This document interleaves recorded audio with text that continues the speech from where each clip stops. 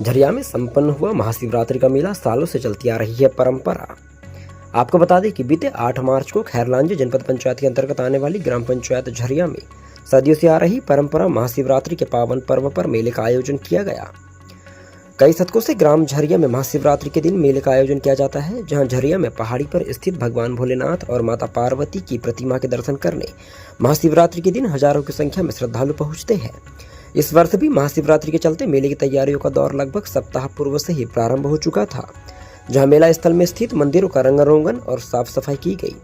वहीं महाशिवरात्रि के दिन भोलेनाथ के पूजन अर्चन के साथ रुद्राभिषेक का कार्यक्रम संपन्न किया गया है, जिस दौरान भक्तों के आनंद के लिए दिन में दिव्य जागरण का कार्यक्रम किया गया, जिसमें क्षेत्रीय विधायक गौरव सिंह पारधी और जनपद पंचायत खैरलांजी अध्यक्ष श्रीमती आशु गुनाराम बघेली की उपस्थिति गरिमामय रही है।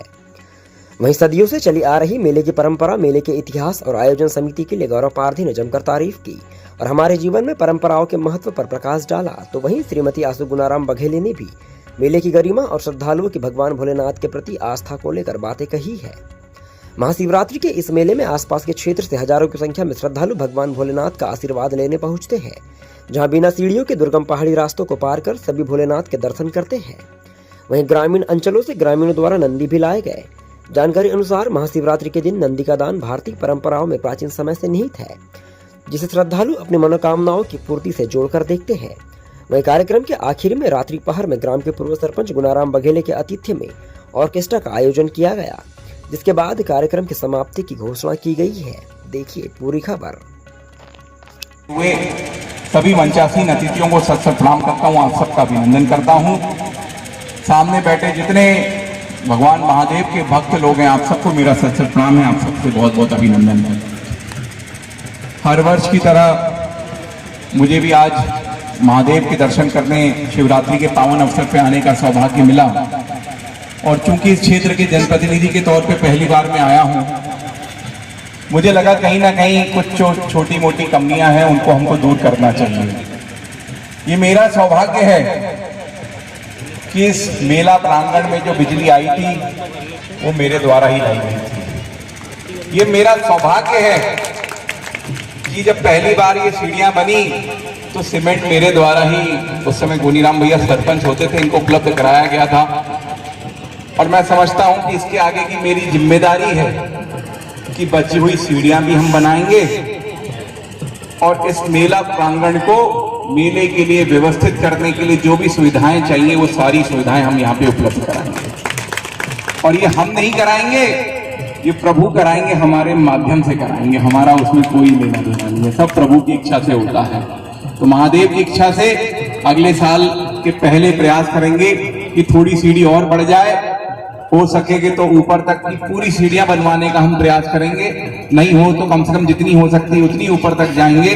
और उसके आगे धीरे धीरे करके मेरा तो एक निवेदन है कि यहाँ पे एक छोटी समिति ट्रस्ट टाइप का बनाइए। भैया से मैंने अभी आते आते ही जिक्र किया हूँ, क्योंकि मैंने बोला मैं सौभाग्यशाली हूँ, महादेव का आशीर्वाद मिलता है। रमरमा महादेव में भी ट्रस्ट है, वहां पे मैं ही उस ट्रस्ट में अभी बहुत सालों से भूमिका में हूं। वहां पे भी धीरे धीरे हमने सीढ़ियां बनाई, व्यवस्थाएं की, यहाँ पे भी सारी चीजें बनना चाहिए। तो निश्चित तौर पे समझिए कि आने वाले समय में झरिया का जो मेला प्रांगण रहेगा, इसको बहुत व्यवस्थित करने का प्रयास करेंगे। भगवान महादेव के सभी भक्तों को यहाँ पे हर प्रकार की सुविधाएं प्रदान करने का प्रयास करेंगे, यही हम सबकी इच्छा है। और भगवान महादेव का हम पे इतना आशीर्वाद बना रहे। बहुत बहुत धन्यवाद। टाइम लूंगी।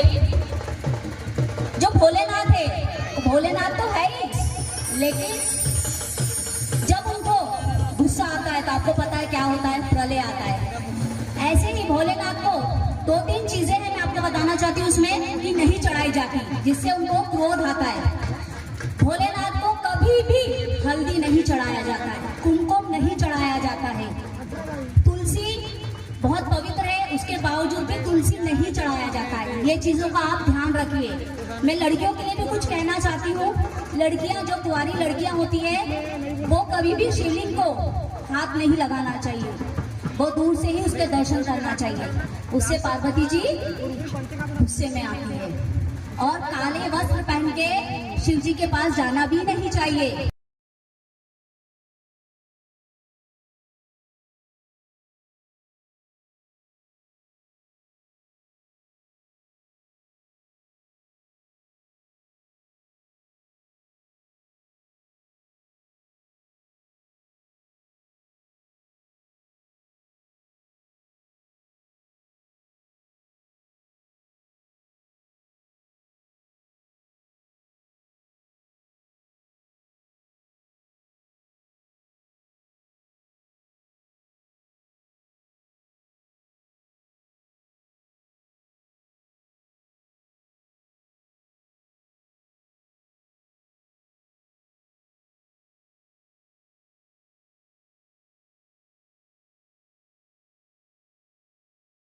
मेरी महाजन पंचायत से पहुंचू समस्त जनता जनार्दन, आप सभी को मैं अपनी ओर से महाशिवरात्रि पर्व की बहुत बहुत शुभकामनाएं देती हूँ। और क्योंकि ये मेरा क्षेत्र नहीं था, उसके बावजूद मुझे लगता है कि जनपद अध्यक्ष का प्रेम है मेरे प्रति, कि उन्होंने मेरा क्षेत्र ना होते हुए भी मुझे कहीं ना कहीं आमंत्रित किया, यानी कि वो कुछ ना कुछ स्नेह रखते हैं। तो उस स्नेह पूर्वक ये जरूर कहूँगी कि बाबा भोलेनाथ से कुछ सीखो अन्यथा ना सीखो।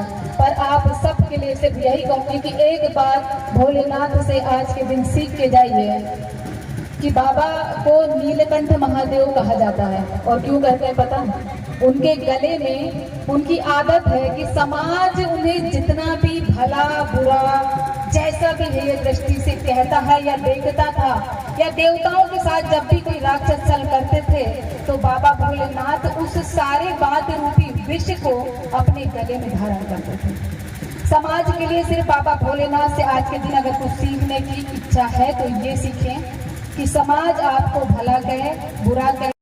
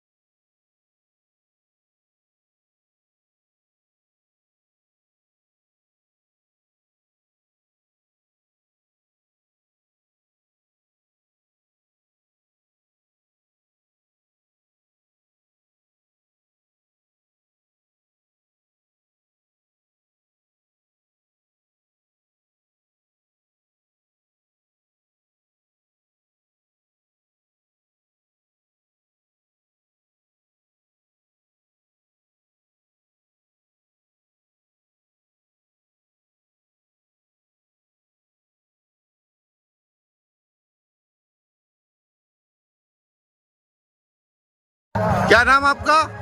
अनिल सहारे, ग्राम पंचायत झरिया सरपंच। ये जो आज झरिया में मेला भराया जा रहा है शिवरात्रि के उपलक्ष्य में, इस बारे में क्या कहना चाहेंगे?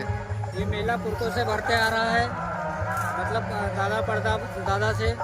मेले में मतलब सौंदर्यकरण होना चाहिए और सामुदायिक भवन भी बनना चाहिए। यहाँ पे मेला मतलब आगे बढ़ना चाहिए, ग्राम पंचायत झरिया का आगे बढ़ना चाहिए, आगे बढ़ना चाहिए।